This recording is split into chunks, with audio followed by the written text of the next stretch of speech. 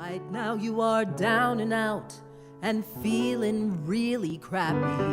I'll see. And when I see how sad you are, it sort of makes me happy.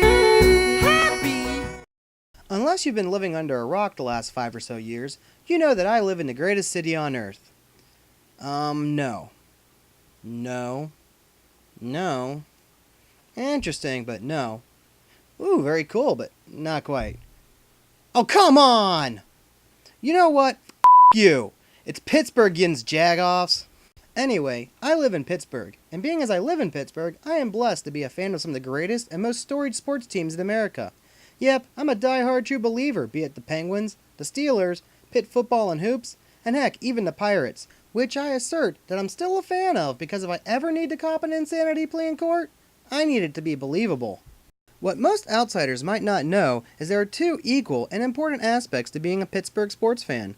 The first part is celebrating our team's collective greatness, which is relatively easy to do because we've won damn near everything that could be won. Save the NBA Finals, which is merely a technicality because we don't have a team. The other part is wishing for and relishing in the misfortunes that befall any and all rivals, be they real or perceived. So get your voodoo dolls and your evil eyes out because it's time to give Yinz guys out there my top 3 most hated groups or individuals in sports. Number 3, Washington Capitals fans. Alexander Ovechkin is a very good player. Hell, he's really good. Probably one of the best damn players in the world.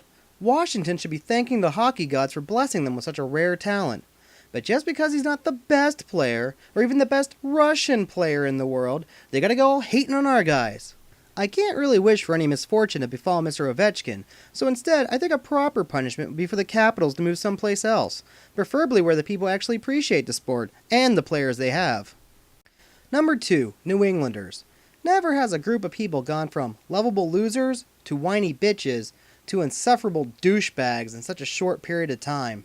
I'm all for using orbital lasers to carve New England from the US, so we can give it back to Old England. Maybe in exchange for another one of their former colonies, like, say, India. So that way we can say all those jobs we shipped there are now being done by Americans. As for douchebag-in-chief Bill Belichick, it is my fervent wish that in his next life, he comes back as Godzilla's proctologist. So that way, he knows what it's like to deal with a giant asshole. Much like anyone who's ever met him. Number 1, Philadelphia.